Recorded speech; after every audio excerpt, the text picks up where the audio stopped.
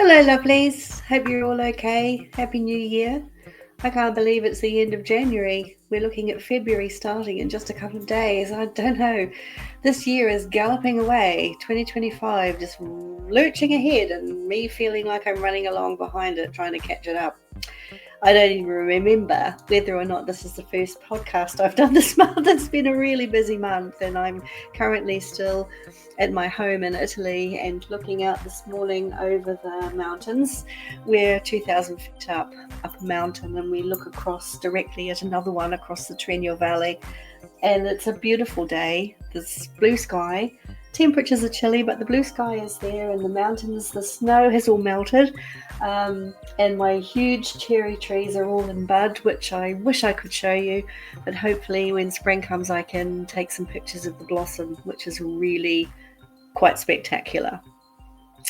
So anyway, that's enough of an introduction. I hope you've had a good start to 2025, and I just want to spend maybe 15 minutes, just quarter of an hour today, just talking about the whole concept of saying no to people, which is something we all find hard, well, most of us do anyway. Not as many of us as should have perfected the art of standing our ground and saying no to people that we really don't want to be doing things for.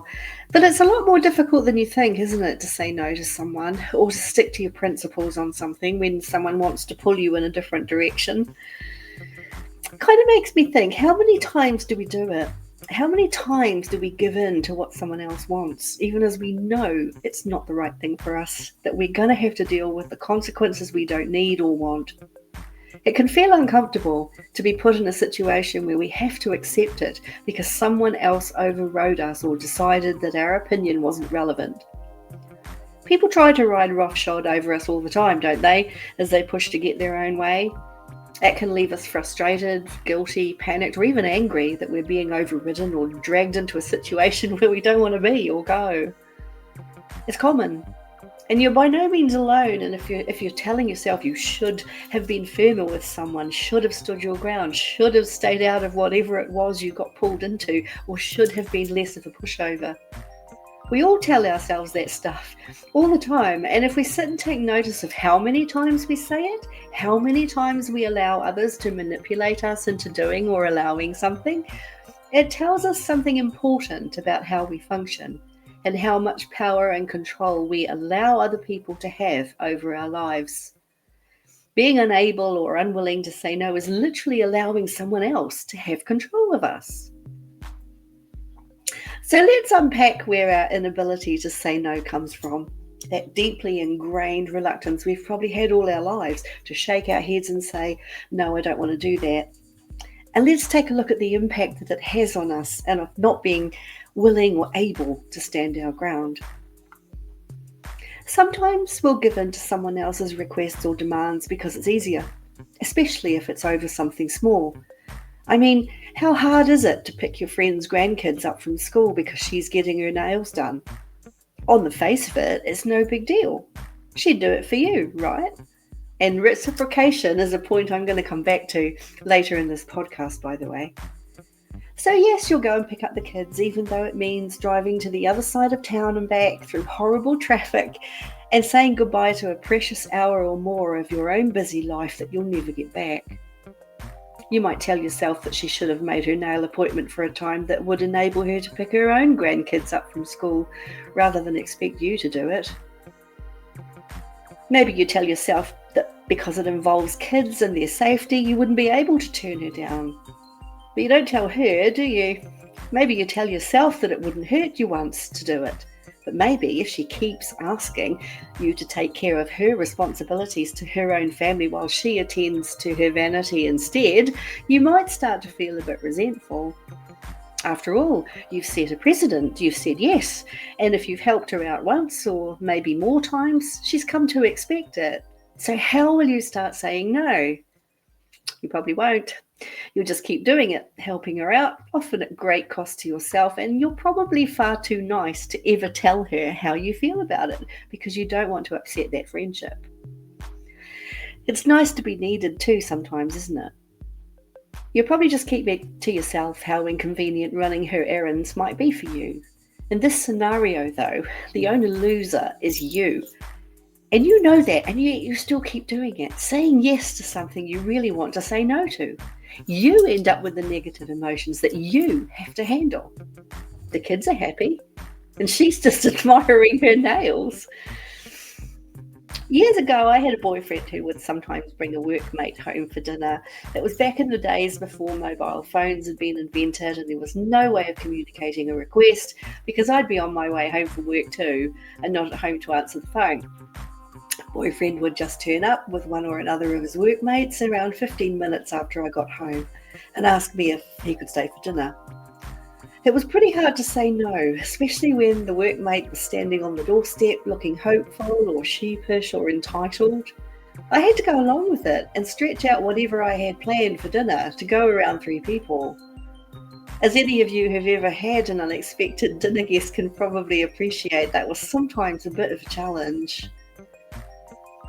I talked to the boyfriend about it several times and asked him not to do it, but the response was always, well, it's never been a problem before, so why is it a problem now? And yeah, good question. And I realised that I'd boxed myself in by saying yes enough times for it to be a real problem to flip the table, but not literally, of course, and say no. That relationship didn't last for all kinds of reasons, but one of them was because I really just got sick of being taken for granted on lots of levels. I was only in my 20s at the time, but a few things woke me up, and that was one of them. Those 2 examples, they're small ones. But even the small stuff we can't say no to can turn out to be big stuff in our minds, can't it, after a while? Sometimes we'll say yes because we don't want to let someone down. We don't want them to think we're unreliable when they need us. We want to help or support that person because we care about them. And that's fair enough. Why wouldn't you give someone you care about what they're asking for? If you're willing to do it, all well and good. But what if you're not? What if it's something that keeps happening, or it's something that you really don't agree with on a fundamental level? It may still be too hard to say no, and then you'll feel like you've betrayed your own integrity by going along with or allowing something that violates your own moral code. Maybe we say yes to people because we want to be to them who we want them to be for us. But let me tell you, that's a big mistake, because not all of them will. Maybe we've already sussed that out about them, but maybe not. Even if we have, we may still find it hard to turn down a request from them. On that basis, we have to know and be prepared that it will be a thankless compliance. If we're not prepared for that outcome, we have to find a way to say no. But maybe we're not aware. Maybe we blindly believe they'll step into the breach when we need help with something.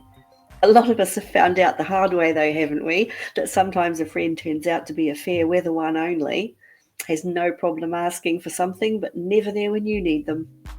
And it's true of work colleagues too. We'll support them with workload or ideas or even complaints, only to be unappreciated or left hung out to dry in return for our efforts. I once worked with a woman who was facing suspension for something she'd messed up over. It was a simple enough thing. She hadn't declared a dismissal for gross misconduct in a previous job because she'd been scared that she wouldn't get this one. She asked if a few of us might fight her corner to try and avoid losing her position, and we did. A few months later, another colleague was in trouble at work through no fault of his own, and this woman, still employed thanks to our lobbying, was nowhere to be seen as the rest of us rallied around him. We judge by our own standards, don't we? And it hurts to be proven wrong. If we choose to do something for others, we're better off doing it in a way that doesn't involve being hopeful for gratitude or reciprocal support. If we make a choice to say yes to someone, in order to protect ourselves in that, we have to do it with no expectations at all, out of the goodness of our hearts. But there's a difference. There's a really big difference between that conscious choice to stand in our power and do that, and being exploited to a level where we have no power at all. Often we'll find it hard to say no to someone because we care a lot what they're going to think of us. It's a lot easier to say, isn't it, than it is to do, that we have to care less what others think of our choices. None of us wants to be condemned as mean or short-sighted or stubborn or anything else people might choose to call us because we don't agree with what they want or we don't want to go along with it. But the fact is that sometimes we have to consider what it really means for us on a personal, intrinsic level to say yes to someone we'd rather say no to. Whether it's a friend or a work colleague or a boss or a family, what we have to know and appreciate is the cost it has for us in saying yes when we don't want to. I'm currently writing book 6 in the Teapot Cottage series. The book is called The Choice Between Safe and Brave, and one of the biggest themes I'm exploring is having the courage of your own convictions, to know your own needs and appreciate them, and stick to your guns on making sure they're met. It's about discovering who you really are and how you really want your life to be, and finding the strength and the courage to stick to your guns no matter how much others want you to do something different. One of my main protagonists is discovering her true career path and what's involved in it, and it is terrifying to her friends and family, especially to her mum. But her choice is to live a brave life rather than a safe one, and she very rightly tells herself that what people think is something they have to square away themselves. She owes no one an explanation for who she wants to be or why she's made her choices. She has, even in her 20s, decided that nobody is going to manipulate her into doing what she doesn't want to do or living a life she doesn't want. Of all the books I've ever written, this particular character is the one I'm the most proud of creating. A young woman who knows her own mind, who recognizes that the key to living the life she wants is the power that comes from having the courage to stand in front of people who put huge pressure on her to do something different and say no. And here's the thing, while we don't usually owe someone an explanation for why we say no to what they want, it can soften the blow to offer one.